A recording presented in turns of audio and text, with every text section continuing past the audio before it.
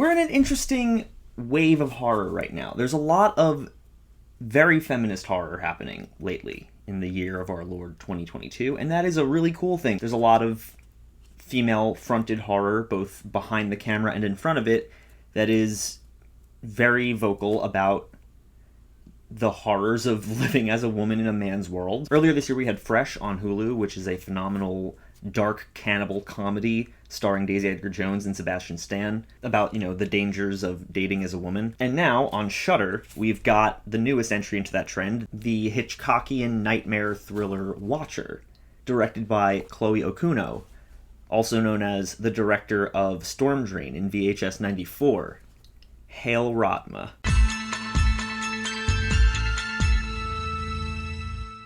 So directed by Chloe Okuno, Watcher stars Micah Monroe as Julia, a young woman who moves to Romania with her husband for his new job, and she's thrust into an unfamiliar culture and forced to navigate a new city where she doesn't speak the language and begins to have fears that someone is following her. Watcher's a slow burn thriller in the best way. It takes three things I love and combines them wonderfully. Slow Hitchcock cinematography, a lonely nightmare tone, and Micah Monroe of It Follows fame, once again being followed by a shadowy, out-of-focus figure in the background, making a name for herself in this strange subgenre. This movie starts with an art film bang where Julia and Francis move into their new apartment, and we get a very Candyman 2021-esque opening credit sequence of a slow pull-out of their apartment window, revealing this giant wall of windows of all these people living their lives. And it's very voyeuristic and very slow cinema, and I loved it, and that's my jam. I am so down for that. Chloe Okuno, mad props for that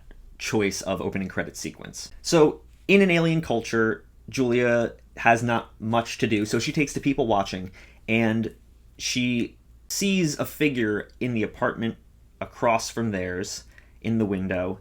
Behind the curtains, just a shadow of a man, absent-mindedly waves to him one day.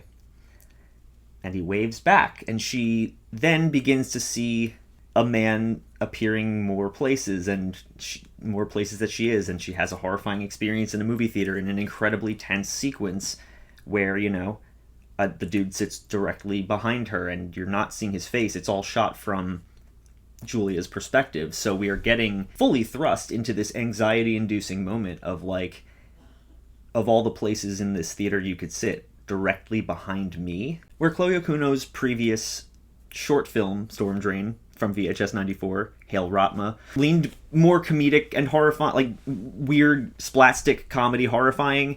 Watcher is anything but, and the transition is made incredibly gracefully.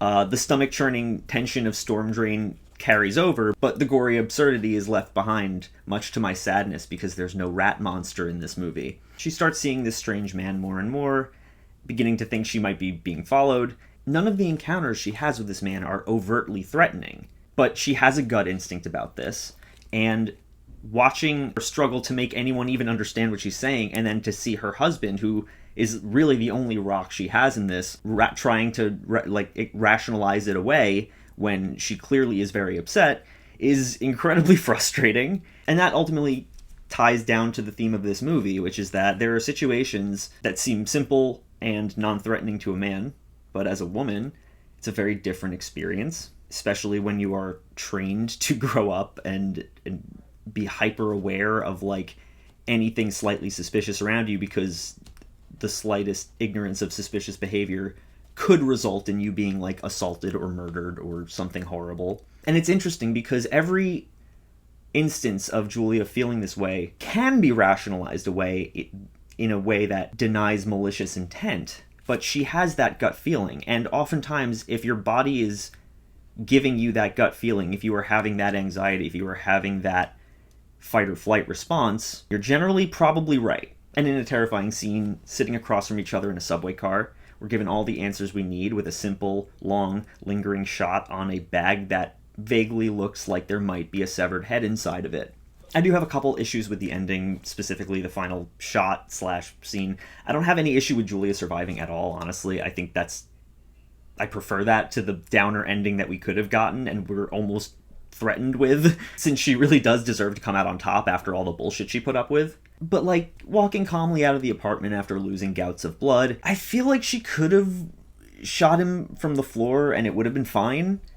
But I don't know, the deserved slug in the gut of her just staring at Francis like that as the final shot felt pretty earned. I don't know. I love the movie either way. The constant shifting of expectations, along with the stunning contemplative wide shots and the slow camera work that make Julia feel completely alone and isolated.